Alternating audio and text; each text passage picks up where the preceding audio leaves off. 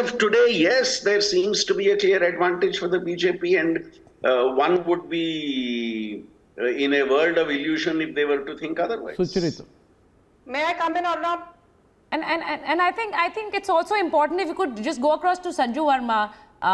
Sanju, do you think it is really, there is an effort, not just by the Aam Aadmi Party, but also certain sections of the media to portray Arvind Kejriwal and Aam Aadmi Party as the opponent to Narendra Modi and the BJP for 2024? There is a clear-cut effort, and do you see that? First and foremost, when my we're talking apologies. about MCD elections, when we're talking about Gujarat, Himachal, and this as a step to 2024. Yes. First and foremost, my apologies. I missed the introduction, especially Arnab's introduction. I've been doing marathon debates. My apologies for joining in late. I just want to say a couple of things to you, Sucharita, and to the viewers of Arnab Goswami's show. Arnab is very right that there is this constant narrative that is being built by vested sections of the media, and I'm not going to hold back my punches, that Arvind Kejriwal has arrived.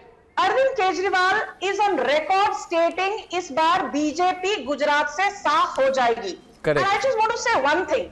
People need to acknowledge the fact that today, under the double-engine Sarkar of Narendra Modi, anti-incumbency has actually turned into pro-incumbency. And without taking too long, for everybody who waxes eloquent about the Gujarat model, without really understanding basic arithmetic, needs to know Gujarat today has a GSDP of more than 19.4 lakh crore, accounts for 20% of India's industrial production, accounts for 28% of India's merchandise exports, accounts for 40% of India's seaborne trade. Of the 6 crore MSMEs that are in the country, more than 4.7 million people are employed in these MSMEs from Gujarat alone. But go into the political... Gujarat. Go into the politics of it, Sanju. And just I'll quickly come to the politics of it. Yeah. The politics of it is simple. We'll have Mr. The politics of it, I'll just take 20 seconds. The politics of it is simple. While the exit polls predict that Himachal Pradesh will be a closely contested fight, I beg to differ. We are romping home to victory. We need 35 seats to win. We will get between 38 to 40. And I think this again proves that Priyanka Gandhi Vadra is a lost cause. She campaigned in Himachal Pradesh, but she failed to connect, and her campaign refused to resonate with the voters there. But then it should have been so easy. I always say, I began by saying, Sanju, I began by saying today, Sanju, that I'll tell you my analysis of Himachal.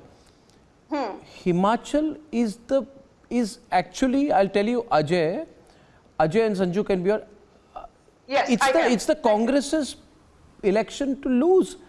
There is no question of the Congress losing Himachal, Ajay.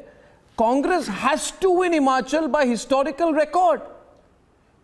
Gujarat is a different story because for 27 years BJP has been entrenched there, it has been in power.